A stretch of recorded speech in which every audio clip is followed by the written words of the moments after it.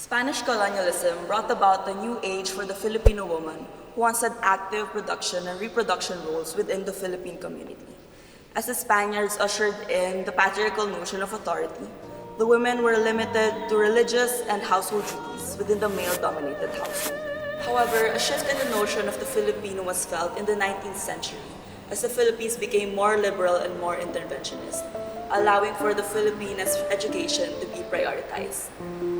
Although certain misogynistic ideals were still seen, more and more women were seen entering the workforce as cigar makers, school teachers, and even prostitutes. Even so, the concept of a woman's sexuality was still seen as taboo, something not to be associated with the shy, meek, and reserved Filipina. I don't want to do now, I'm shy now. Even Dr. Rizal, who was relatively progressive for his time, seemed to regard female sexuality as something to be suppressed.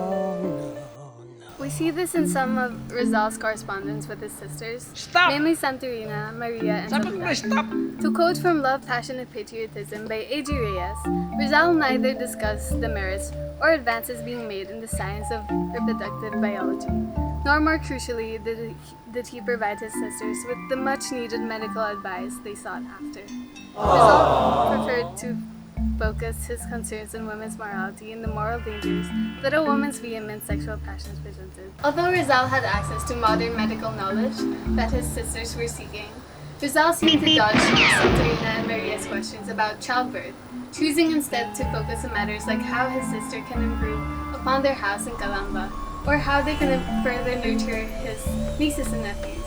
He was very willing to dispense moral and social guidance to them, reminding them of the duties they have as women. In a letter to his sister Soledad, Rizal berated her for having eloped with her lover without telling anyone. Rizal wrote, "All of you are no longer children, nor are you uneducated." He chastised her for bringing dishonor upon their family name, and reminded her that thanks to our parents, you are educated and informed. In this, he highlights the value of their education, while also reminding her of her responsibility as an educated woman, and what that meant when it came to the role she had to play. Maybe we can see a connection between Rizal's value for education and the way he was brought up by his mother, Teodora Alonso. Back in the 19th century, mothers were usually the ones who first taught their children. This meant that Alonso was Rizal's first teacher and was, therefore, the first to instill in him the primacy of an education. She was described by Rizal in his letter to Blumentritt as a clairvoyant mother, a woman not of ordinary culture. She knows literature and speaks Spanish better than I do. She even corrected my poems and gave me wise advice when I was studying rhetoric. She is a mathematician and has read many books. Perhaps this description of Teodora Alonso reveals Rizal's admiration of her. She was the ideal woman because she was a mother that educated and taught her children well, someone that exemplified the role of a woman in society. Eventually, Rizal's notion of the importance of education, especially for women, translated into movements that he supported later on in his life, one of which is the movement of the women of Malolos. Rizal in his letter to the young women of Malolos is seen to be caught in a state of juxtaposing ideals. Rizal pushes for the empowerment of women through education, but on the other hand, also limits the potential of women by assuming their position in society. This quote basically summarizes the tone that Rizal has in the letter regarding the role that they play in society. Rizal states, "Let us be reasonable and open our eyes, especially you women, because you are the first to influence the consciousness of men. Remember that a good mother does not resemble the mother that the friar has created.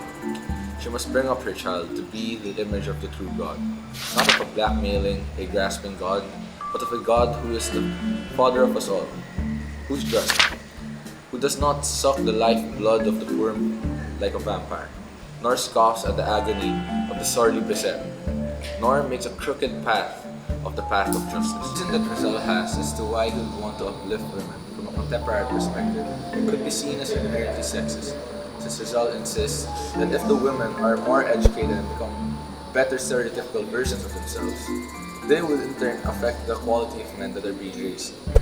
The roles that Rizal expected of women during that time is basically more of just a supplement to the men of society. The sexist perspective of Rizal is very much apparent throughout the whole text, especially in portions wherein he points out how the Spaniards have made Filipino women indifferent and ignorant, basically calling them sheep or blind followers. Although Rizal pushed for equal education for all, He also puts the burden on the woman, writing that no sweet fruit can be picked from our sour seed.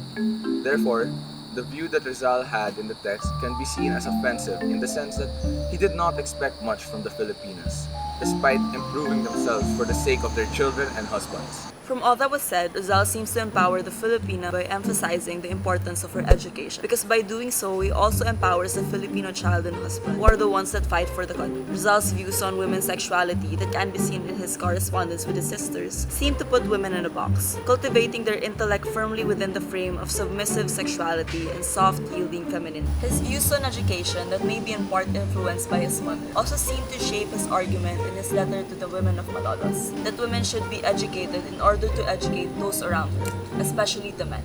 Ultimately, women's duties still center around men. Even though it may seem that Rizal was progressive in the hypermasculine 19th century, he also seems to contribute to the mindset that women exist solely for the benefit of men. However, we should also keep in mind that Rizal existed during Spanish colonialism, where he prioritized the betterment of his country, and for that, he needed the men to be well raised. Perhaps his insistence on the value of women in society further suggests his passion for the Philippines.